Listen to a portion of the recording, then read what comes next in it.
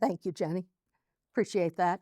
I know it's after cheesecake time. It was really good. So if you nod off, I'm okay with that. I'll think you're agreeing with me. So it's okay. I'll keep rolling.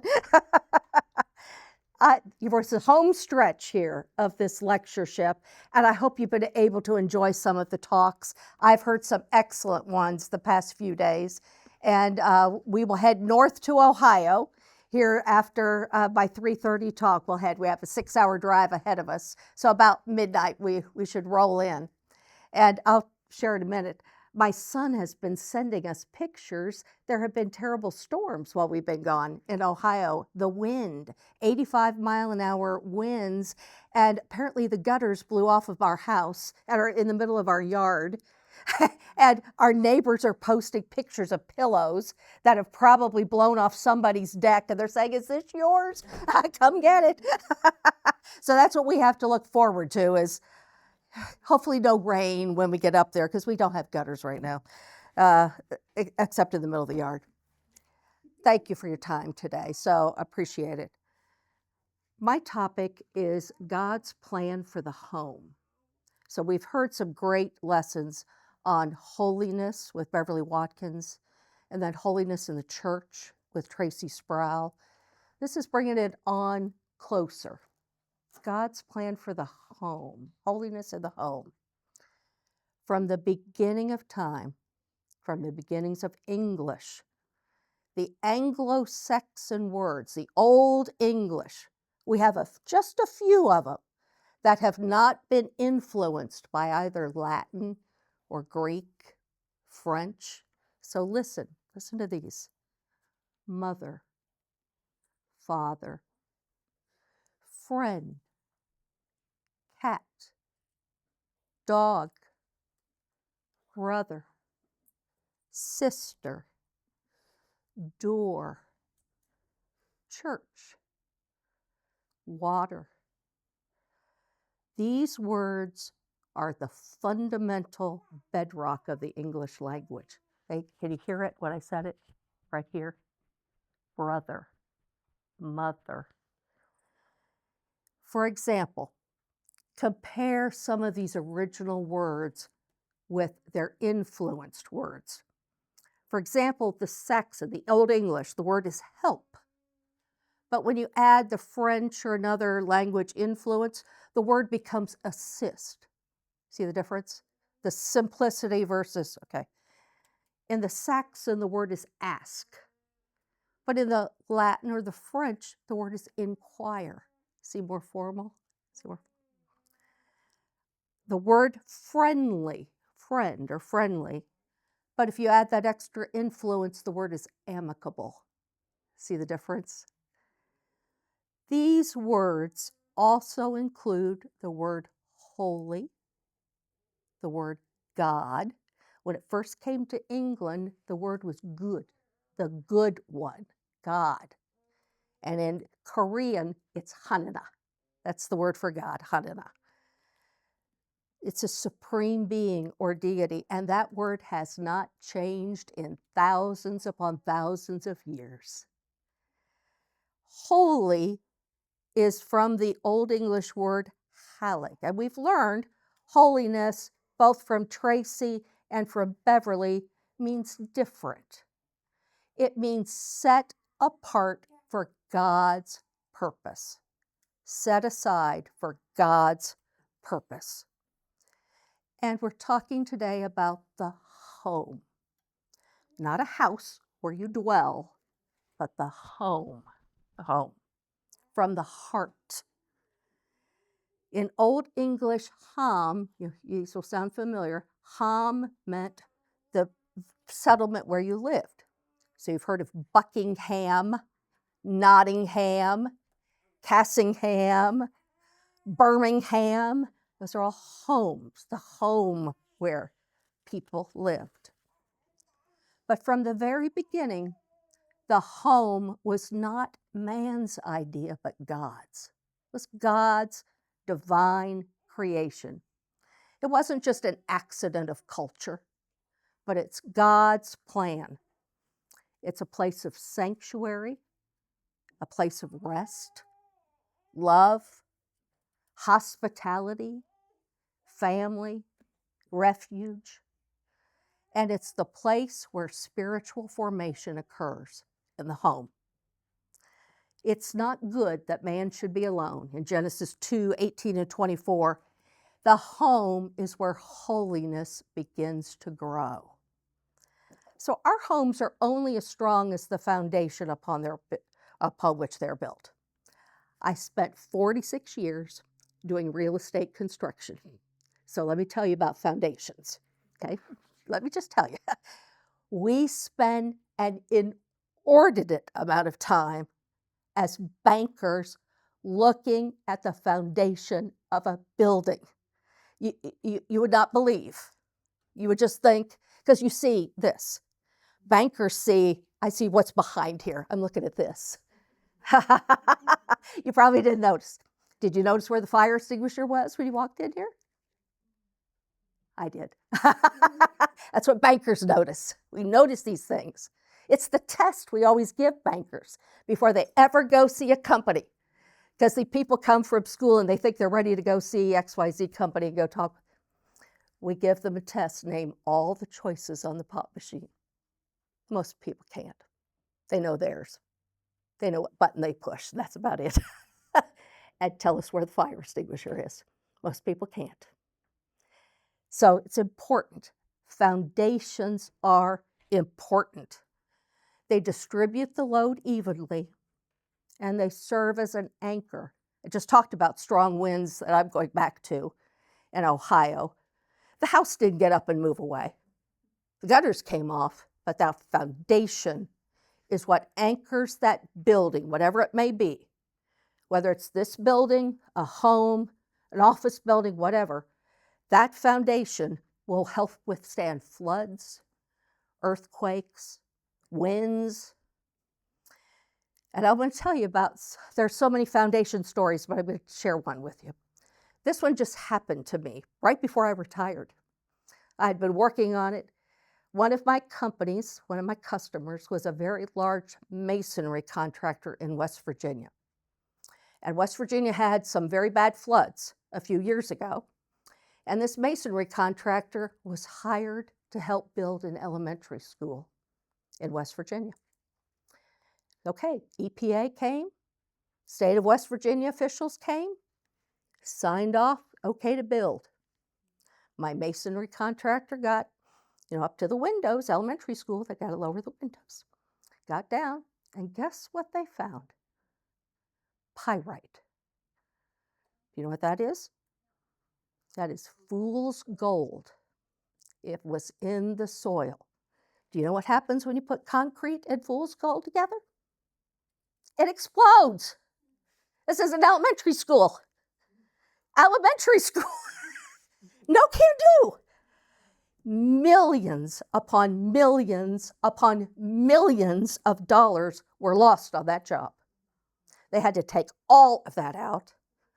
All of the dirt had to be taken back up the hill. New dirt brought in. And guess what?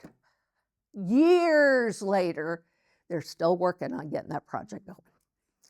I am sure people very high up in the EPA and the state of West Virginia are no longer working at their jobs.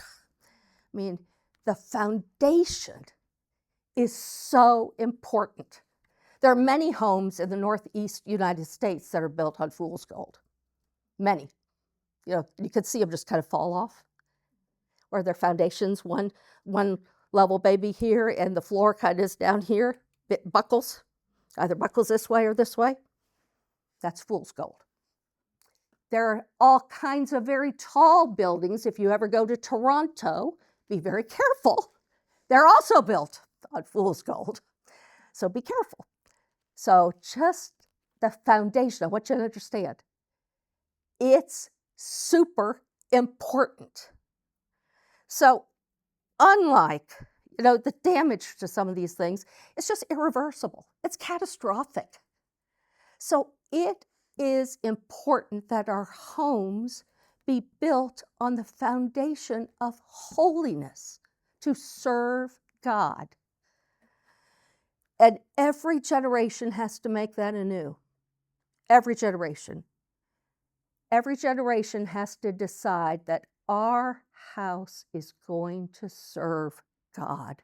Our home belongs to Him. As Joshua 24:15 said, "As for me and my house, we will serve the Lord." So for Eden to eternity, God has revealed His plan for the home as a sanctuary for holiness. And I'd like to walk through 3 ways with you today. First off, the home reflects God's creative design. You know, God formed the family to mirror His image. Genesis 1:27. So God created man in His own image. Male and female, He created them. Both genders reflect His attributes. Both.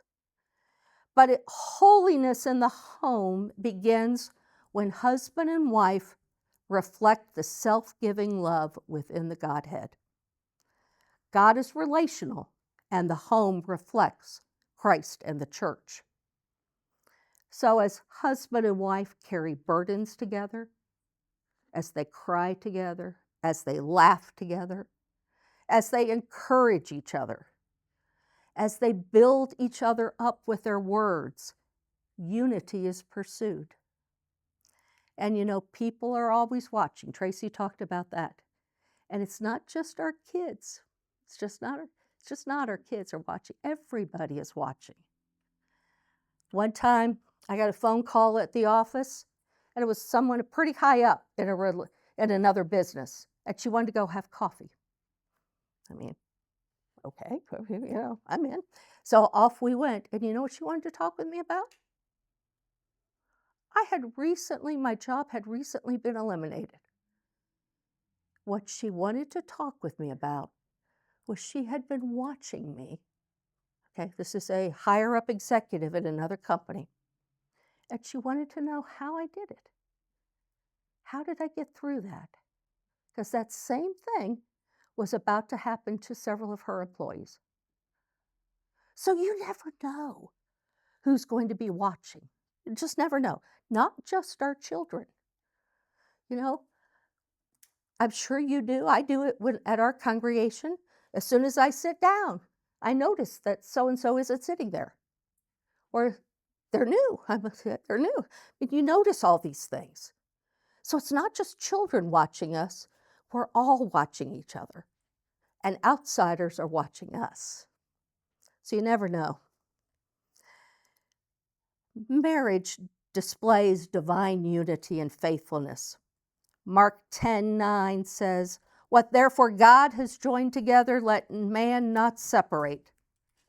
The covenant bond is sacred because it mirrors Christ's faithfulness and His unwavering, unconditional love for the church. Marriage is just not an economic agreement. I signed a cajillion economic agreements with companies over the years. That's another story. That's another illustration, another talk. It's not just a human agreement, but it's a sacred joining of two into one. And marriage was, I think, in the United States, thought to be a sacred agreement until 1969. You know what happened then? Yeah, exactly. Ronald Reagan. We can thank Ronald Reagan for that. 1969, he signed the Family Law Act in California, the no-fault divorce. And he thought that that would eliminate bitterness in divorce proceedings. And he thought maybe, it would reduce acrimony. But what did it do? It opened the door for, guess what? Same-sex marriages and other atrocities in our culture today. When God was taken out of the equation, what happened? It's an economic contract. God needs to be central, must be central. He's not just window dressing. He's not just something that, he's absent. He needs to be just like when you braid hair, not something I do.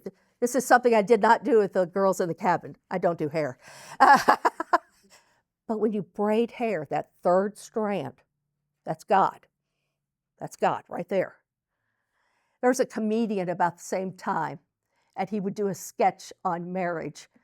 And he would say, for richer, for poorer, or until something better comes along. That was the thinking, 1969. And marriage has changed in the United States since then. And what bring it on home here, there are broken marriages in the church. And I hate it. I know we have it in our congregation. No one wants to go through that. No one ever, when they say I do, anticipates that. No one. But we have it in our congregations. So, whatever a woman decides to do, this is not a divorce and remarriage talk at all, but whatever they decide to do, it must begin with God. Period. So whether they choose to remarry, whether they choose to remain single, that's their choice. But it must begin with God. Marriages where God is first individually and God is first collectively strong. That foundation is strong. In our own congregation, a father just up and left his wife and 2 children. I don't even know where he is. I don't know that they know where he is. He's just gone. It's really hard for me to understand that. It really is. But that wife and children were left having to navigate that by a father's decision that just was not right. It's hard for me to understand his lack of love for that family and the selfishness. But I gotta say, that woman and those 2 children are some of our most faithful members. They are there every single time. I look in that seat, there they are. The daughter just graduated from high school in the first year of college. Lads to leaders singing, like girls song leading.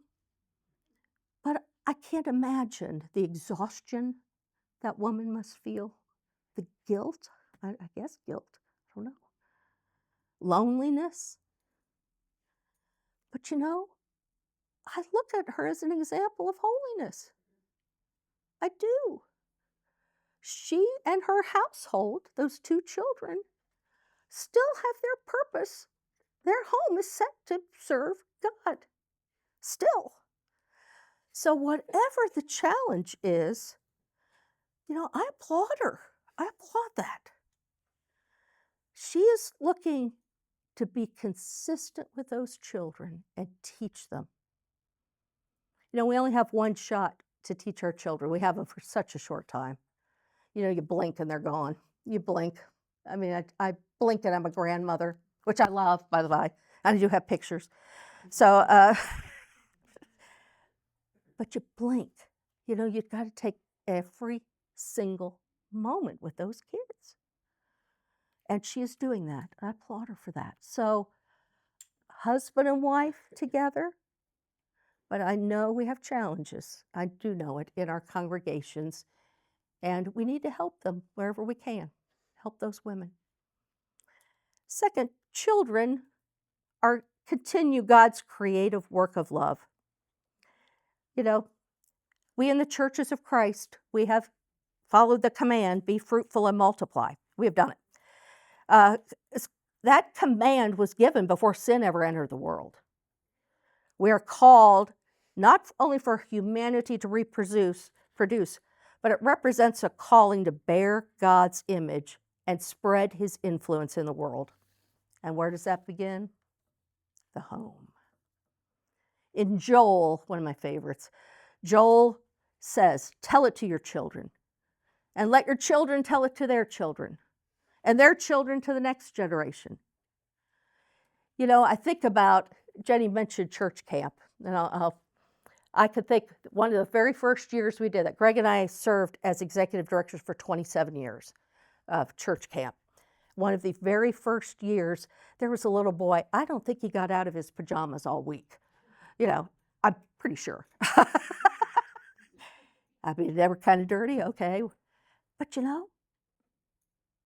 that's a future elder. That's a future preacher, future deacon, future Bible class teacher. So regardless of how young or how tall they get, that we have an investment in our children, an investment.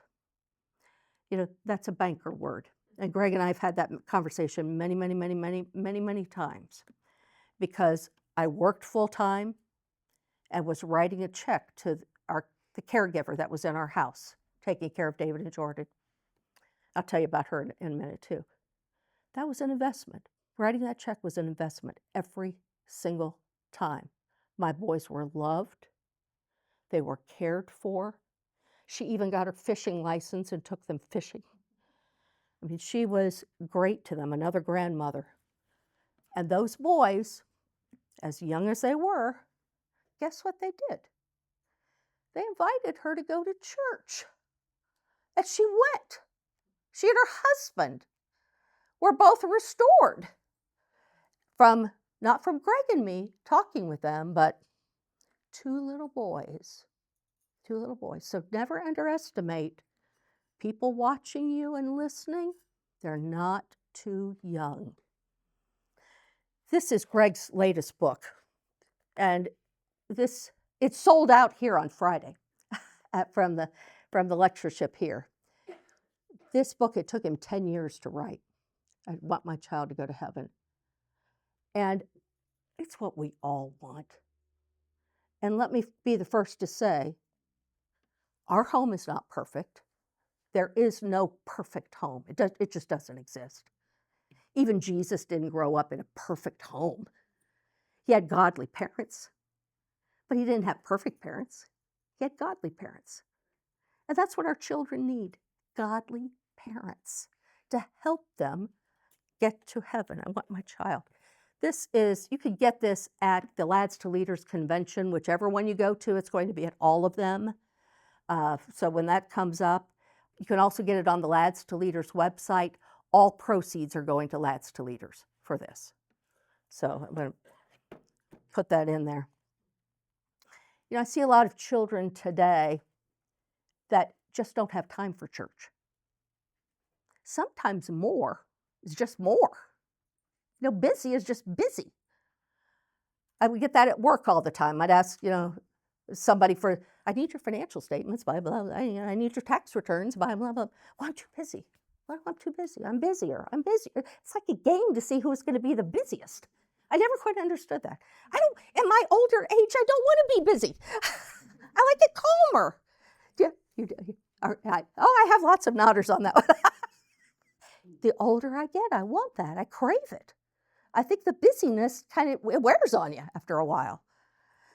Our children don't need that either. Sometimes more is just more. It is. But God, there's never a time where we don't have time for God, ever. And I know you won't be able to see this, but I'll talk you through it, okay? You see this? Okay? All right, I'll talk you through. This is a study that just came out, and it was done by Professor Ryan Burge at the John C. Danforth Center on Religion and Politics at Washington University in St. Louis. And it's looking at the age distribution of the top 20 denominations. And what was shocking to everyone that has looked at this is the churches of Christ. Churches of Christ. We have far and away more 18 to 29-year-olds than any other religious group, by a lot.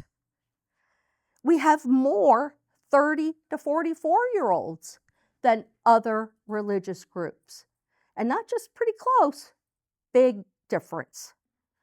So what that means is that some of the denominations that are out there, the Episcopal Church, the Presbyterian Church, the Methodist Church, they're on the verge of demographic collapse. Whereas we, churches of Christ, are in demographic vitality. That's what they're calling it. I mean, we have good news, good things. And I think Donnie DeBoard coined this, so I'll give him credit for this. Donnie DeBoard called that the lads to leaders effect it's having on our children. So you look at that, the churches of Christ have 21% 18 to 29-year-olds. The nearest one is 12%, and that's the American Baptist. So see the big difference? If you look at the 30 to 44-year-olds, we have 27%. So combine those, we're about 50% less than 44 years old. The nearest one would be the Free Will Baptist at 21%. And most of them are in the 10, 15. It is interesting. Remember I said people are always watching? I had coffee with a very good friend of mine. We get together once a month. We, kind of catch up on grandchildren, all that stuff. And you know what she asked me? She said, Peggy, I got to ask you something. She and her husband attend the Methodist Church. Here's the question. She said, Peggy, because she'd been to Our Lady's Days. She'd come. She said, what is your congregation's secret sauce? What are you doing? Well, what would you answer to that? If a friend asked you that, what's your secret sauce? Over at Carnes or fill in the blank. What are you doing? People are watching. They see the vitality. They see the commitment to Scripture. They see the holiness set apart for God's purpose. They see all of that. They don't have it. It's not a program. It's not. It begins at the home and is supplemented with all kinds of things. So interesting. What's your secret sauce? The home also supplies grace for broken homes. That happens too, unfortunately. Broken homes. Broken hearts. Guilt. Shame. Broken relationships. Mourning. It's just sadness. Grace works to heal all of that in the home. Psalm 147, verse 3, he heals the brokenhearted and binds up their wounds. And in Psalm 34:18, the Lord is near to the brokenhearted and saves the crushed in spirit. Let me say it again, and you've heard it all weekend. I'm going to say it again. Holiness is not perfection. It is not. It means allowing grace to repair what sin has fractured. Grace reminds the family of their true identity as children of God. A grace-filled home is one where it's safe to mess up. It's okay. It's okay. Make the mistakes in the home. Guide. Don't condemn and shame, but guide. Grace empowers individuals to repair relationships through divine strength rather than human effort. We have empathy over being right. We have hope. We have a fresh start. Every day's a new day. Neil Anderson wakes up every morning and he says, thank God. Thank God. Thank God. Just simple. But he starts his day with thankfulness. We can't erase the past, and the past doesn't define the future. But we move on. Every one of us makes mistakes. And we need to admit to that, ask for forgiveness, give forgiveness, which is our next point, forgiveness. Colossians 3:13, as the Lord has forgiven you, so you also must forgive.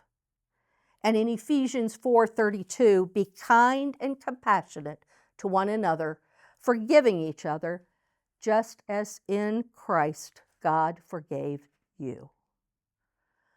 Holiness is a journey of ongoing repentance. Just don't do it once. It's ongoing. Now, that doesn't mean, forgiveness is a gift you give yourself. Get rid of your own resentment or guilt. Get rid of it. And in banker words, it's like canceling a debt. You've made that last mortgage payment, the last car payment paid, and we burn the mortgage. There's nothing better. Nothing better. That's the way forgiveness is. Paid. Done. A home without forgiveness quickly loses its holiness. A forgiving home glows with God's mercy. A lack of forgiveness invites bitterness and opens the door of your home to Satan. Come on in, have a cup of coffee. No, it creates a hardness of heart that removes the presence of God. And children model that behavior in the home.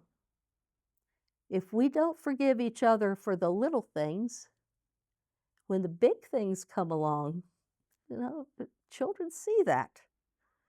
So I would encourage you, I'll give you a homework assignment. Okay, here's your forgiveness homework assignment. Next time you're in the car, someone cuts you off, you're going to say, I forgive you. I forgive you. Start small. Start small. But your kids will notice that. They will always notice. When I talked about my caregiver for the boys, when she would drive, my boys would get down in the back seat. They didn't want to watch. She was Polish and spoke in Polish. And they were like, yeah, they don't want to watch. They get way down in the seat. Don't be like that. A holy home, it becomes holy ground where God is honored, prayer is spoken, and love and forgiveness reign. Be quick to forgive. So those daily littles, work on those. And then third here, discipline and love walk hand in hand. Hebrews 12:6, the Lord disciplines the one he loves. Hebrews 12:11, for the moment, all discipline seems painful rather than pleasant, but later it yields the peaceful fruit of righteousness to those who have been trained by it. And Proverbs 3:11 and 12, my son, do not despise the Lord's discipline or be weary of his reproof, for the Lord reproves the one he loves. Children can be trying. They have tantrums. They cry. They're hungry. They're mad. They're confused. There are a lot of things. They're quiet. You don't know what's going on upstairs. They're sullen. They do a lot of things. Sometimes they just don't do what you ask. There are a lot of things. But it's important to remember that we're trying to get our children to heaven. Heaven. So you can kind of think of it this way. Kind of a pendulum. Where we've got discipline on one side, love on the other. See? What happens when you have love and no discipline? Spoiled children. Spoiled children. What happens when you have discipline and no love? Harshness, bitterness, resentment. So what are you trying to do? Discipline and love, balance, balance, balance. We don't discipline out of anger ourselves. Or just kind of take a breath. Take a breath. We're not mad at children, just mad at their behavior, mad at the behavior. But it's about character training. My boys are long distance runners. They run a lot. My family runs a lot. I do not. I swim. Don't like to run. Don't like to sweat. Like to be in the pool. If I sweat, so what? My sister just came back from running the marathon at Walt Disney World. Okay, yeah. Did you do that? Jonathan did. Okay, she was there. Okay. You just don't wake up and say, hey, I'm going to go down to Disney and run the marathon. You don't. You train, you discipline, you train yourselves. You're preparing for that. Same thing as you're dealing with your children. Discipline, love, discipline and love. You're combining what you believe with how you behave. Those two, that's discipline. Modeling behavior and belief together. Now, here's where it gets a little tough. We got to get an example here again. What if there's divorce? Mom and dad have split custody. Or, not even that, you have child playing mom and dad at home. This is where it gets really important to be unified. Discipline doesn't work when one says one and the child goes to the other parent, and guess what? Gets a totally different answer. Has to be totally unified. And I have seen it in our own congregation where an estranged spouse uses the child as an excuse to get back to their spouse. Just unbelievable. Unbelievable. But it happens. It happens. So again, we need to encourage and help when we can. You know, life is stressful. Life's very stressful. And it's not just, I had a bad day. I have learned, as I get older, I've learned this thing too. It's cumulative. You know, you had a bad day, and if you don't get over it, guess what? It kind of piles on. And it kind of piles on. And it kind of piles on. But I think of Neil Anderson getting out of bed in that morning. Thank God. And thanks to God. And start again. Reset. Just don't keep piling on. And we'll finish with the home radiates God's eternal purpose. Batzel Barrett Baxter, who our dog was named Baxter, named for Batzel Barrett Baxter, by the way. Yeah, we have all these editors that are our dogs. I live with editors. Batzel Barrett Baxter said, holiness in the home is the seedbed of holiness in the church. Pretty right on, isn't he? So it trains the heart for service. We're trying to talk here about priorities in the home for a minute. Priorities. 1 Peter 4:10, as each has received a gift used to serve one another. The home is often called the domestic church. That's what it's called. I love that. That totally is right. It's where spiritual growth occurs when we serve each other. We do the laundry. We pick up the toys. We walk the dog. We water the dog. We clean up after the dog. You know? We just make sure there's order, there's love, there's compassion, forgiveness, all of that in the home. When our boys were real little, Greg would take them visiting. He had a visiting day. And the night before, they would bake something. I don't know what it was. And you know what? They do that on their own right now. I'm so proud of them. They have some older ladies at church. My boys go and visit regularly. I didn't know that until recently. And they actually bake things. My guys are both really good bakers. And they take food to these older ladies and just visit with them and visit. You know, I taught the 4- and 5-year-old class for years. And David and Jordan would help me decorate the bulletin boards and all. I mean, they'd cut things. I don't know how many things they cut out. Guess what? One of my sons, David, and his wife now teach kindergarten. And my other son and his wife, they help with all kinds of things. They have a little baby now, so they help with the Easter egg hunt is coming up that for the little kids. They'll help with that. They do what they can. But it just becomes so hardwired. They went to church camp. So now they're counselors at church camp. You know, you just want to hardwire your kids and fill them with as many good things as possible. Then you don't have room for bad things because there's no room for it. They're full of all these good things. Now again, let me hasten to say, there's no perfect home. That includes mine. So let me hasten to say that. But I do think that acts of service connect the home to the community. And even Lads to Leaders has a program, the Good Samaritan, for acts of service. It transforms our faith into joy as we serve others. And it allows us to shine our light before others. Matthew 5:16, let your light shine before others.